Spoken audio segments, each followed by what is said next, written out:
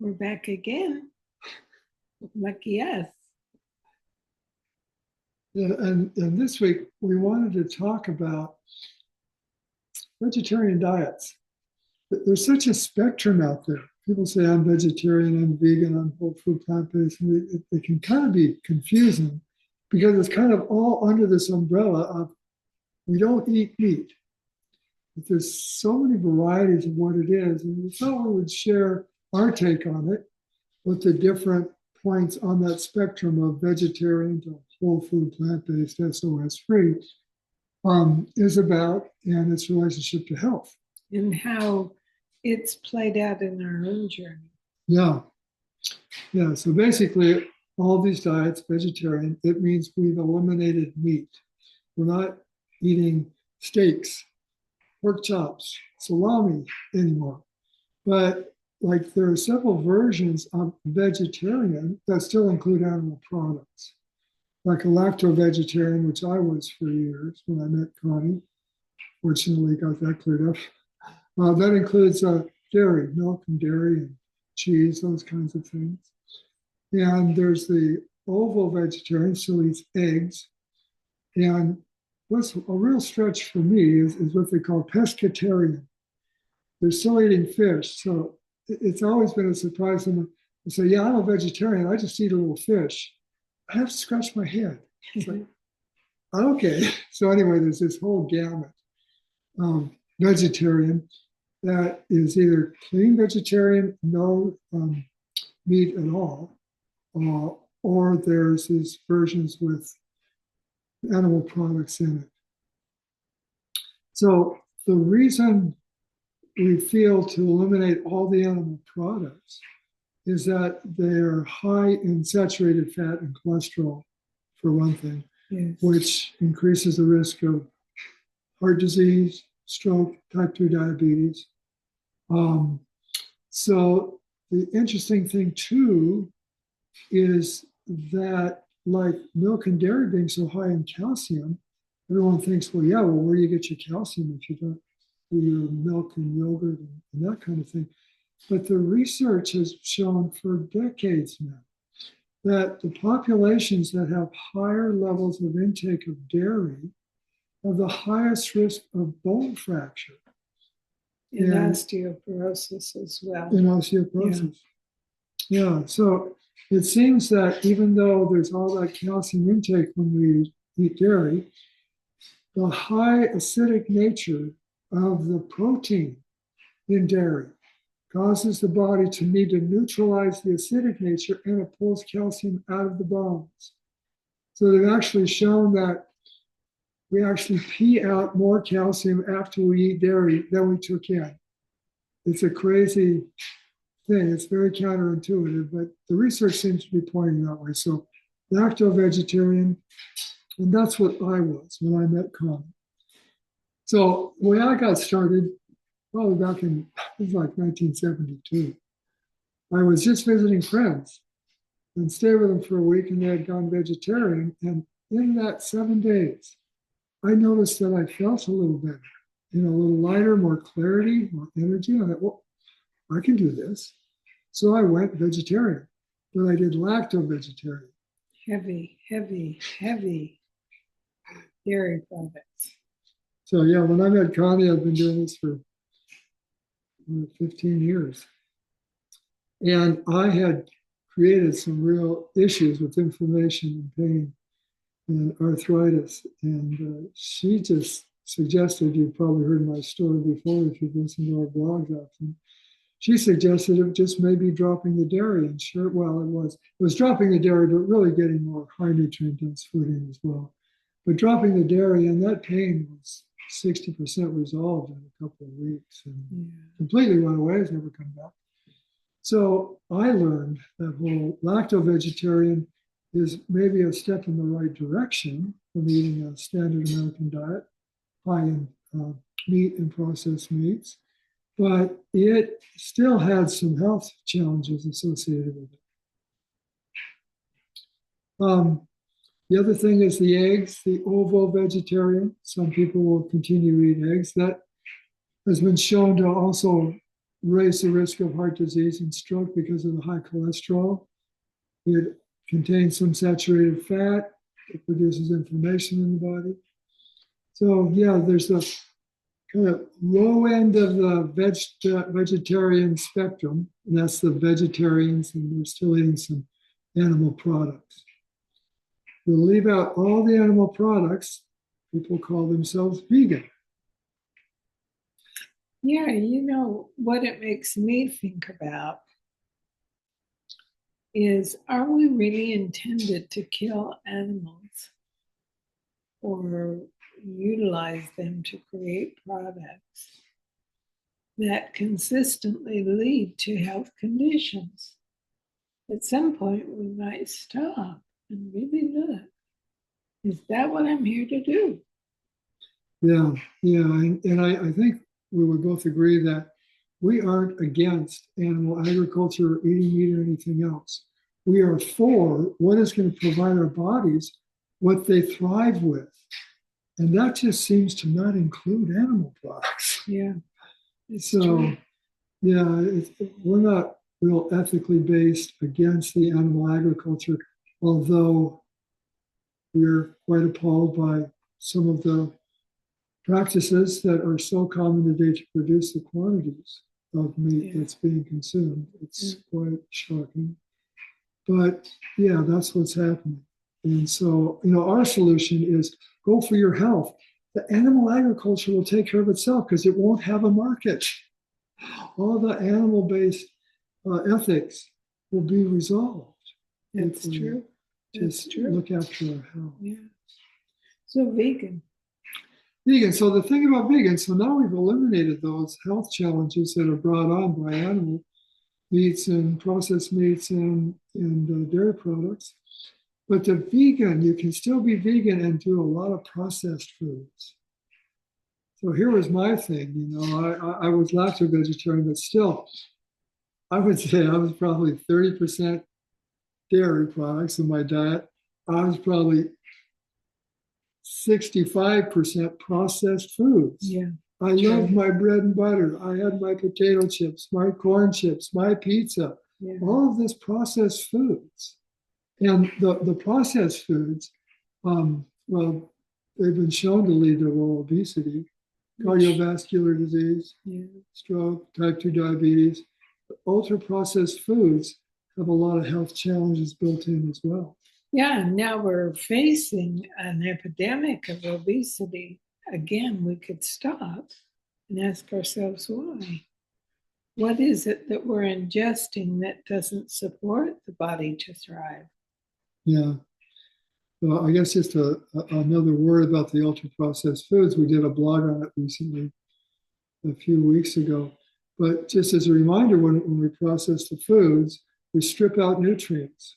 We refine them. We strip out nutrients, like you take the brown off the grain so you can have white flour. And all the nutrients come out. Then the nutrients that were being protected by the whole grain are now exposed to the air oxidation. So that degrades the nutrient level. And the other thing is that these ultra-processed foods have so many additives. They not only usually have a lot of salt, sugar, and oil added in, which is the way the industry has kind of engineered them to work with our brain mechanism, this whole dopamine cycle that gives us a hit of dopamine. It lights up the same part of the brain that cocaine lights up when we get a hit of coke. Not that I've ever done that, but that's what I hear. But yeah, I mean, I know that experience. I think back to when I was eating pizza and I'd eat that and it's like, holy Toledo, where's the next bite? Yeah. So it leads to overeating. They've got it engineered in such a way that we don't want to stop eating, even though we're full. So there's a real issue around the whole ultra-processed food angle that can be included in a vegan diet. Yeah, and when we went whole food plant-based, high nutrient dense, we still included oil on our salads. And also we made our own ghee and used that in lentils and beans. Yeah. And that, I think, was the basis, plus all the high salt that we were doing for the stroke that I had. Yeah, we weren't paying attention to any of the canned goods, maybe beans, refried beans or something that would have the sodium. And we would use umeboshi vinegar as kind of a salting agent, or umeboshi paste in our hummus, and that to bring that salty taste up, and that brought the sodium levels up. So yeah, so the next step along that line of the vegetarian umbrella of getting healthier and healthier in terms of the foods that the body really thrives with is to go whole food plant-based. So whole food leaves out processed foods. And the truth is we aren't completely whole food. We will still process our flax seeds, we'll still process them, but we will process them in a little coffee grinder if we're going to do ground flax seeds just before we use them. Yes. So if we do process something in that way, it's usually used very quickly, so it's not exposed and it doesn't have nutrients removed from the processing. But yeah, there's whole food plant-based. And so no processed foods. But then the final step was to eliminate adding any salt, oil, or sugar to any of the dishes we were making, any recipes we were using. Yeah, and that really allowed my blood pressure to come down and my cholesterol to come down. So, and most importantly, it allowed me to taste food in a way I never knew existed.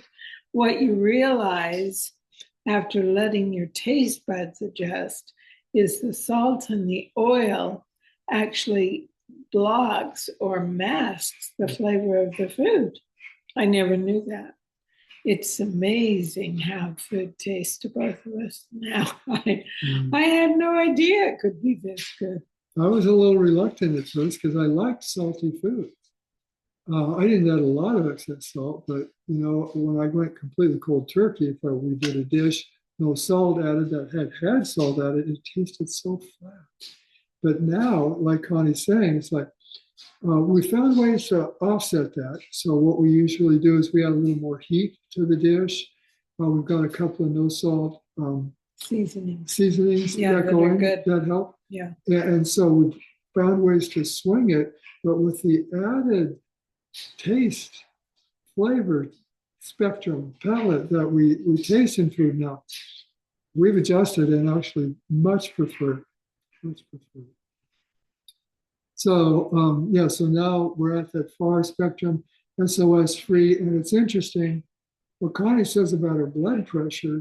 So she was 78 or something like this when we went SOS free, and it's like, why would her blood pressure shoot up after 78 years of life and probably 35 or 40 years of being pretty much whole food plant-based? And that's the thing about the cumulative effects of things like excess sodium, excess oil, excess sugar, is that you don't see it right away. I was 15 years in on my lacto-vegetarian. Initially, it just was such an improvement. I felt so good. But over time, that excess of saturated fat or, the other things I was getting in the dairy, the cholesterol, it starts to show up. So it takes time. So that's the thing, we're just sharing with you. This is the voice of experience. Just because you don't notice the high blood pressure yet, if there's excess sodium in your diet, saturated fat, it may be coming. So do we want to think about really cleaning up now or wait for a problem, which is a lot of what's moved us along our path. Yeah, for sure. We have a client I'd like to share with you. She came to us wanting to be free of overeating when she wasn't hungry, but she didn't want to change her food, hardly at all. So we said, okay. So we did our coaching with her around how the mind works, how we reach for food because of our thinking and wanting to find relief from what that thinking creates. And she just found that she could eat less and less naturally. And so she's losing weight. and feeling better and better. But now she's a little more open to making change with her diet. She all of a sudden had some knee pain, and it's the pain that makes us want to make change often. So she's doing good, and now we're talking about letting go of the dairy, because that often is the foundation of pain in the joints.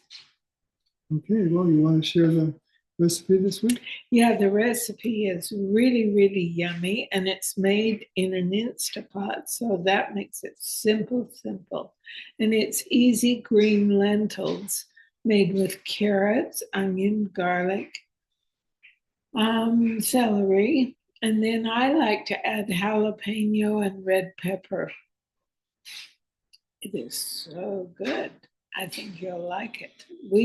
I made it for Bill and he loved it, so we wanted to make it for you to make sure you had a chance to try it yourself. Yeah, so this recipe is made in an Instant Pot. It can be made on the stove top. Oh yeah. We'll include that in the recipe instructions as well. But yeah, Instant Pots are so quick. You just throw everything in, put the lid on, walk away.